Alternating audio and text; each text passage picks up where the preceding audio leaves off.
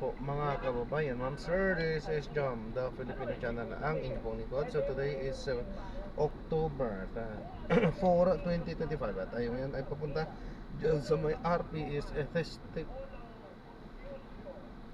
sa may Kalayaan Avenue, Central Diliman, Quezon City po yan. At dadalhin po natin sa may Ali Mall, Araneta Center, sa may General Romulo Avenue, Pito Asron Boulevard, Socorro, Cubao po yan.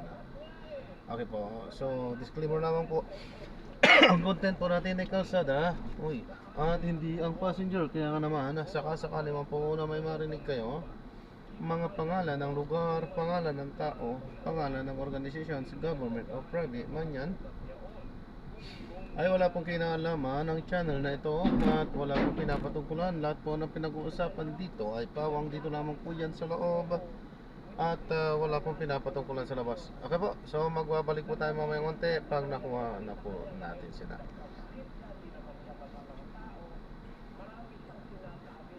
Ang malayo pa pala, 3 kilometers po. Ayan, so habang tayo ay papunta doon, makinig tayo ng mga nagbabagang palita at mga talakayan at mga din, pangangaral din ng iba't ibang mga religion groups. Hindi natin pag may-ari to, nakikinig lang tayo dahil yan ay nabubroadcast sa radyo.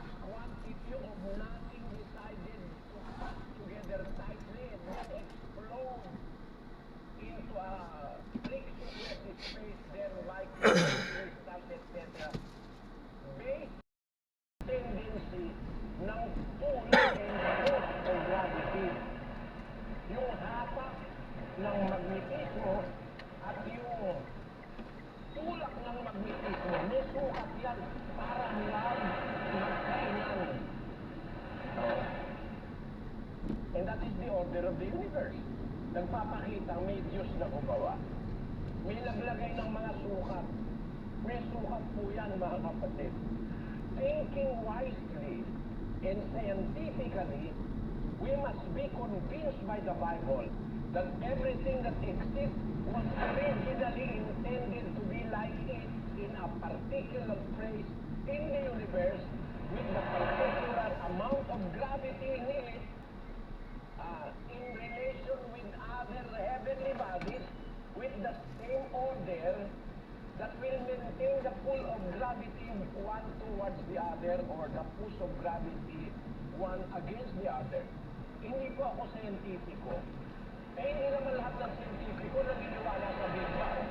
Mas matitinong scientifico naniniwala may Diyos na lumalang ng lahat ng bagay in order.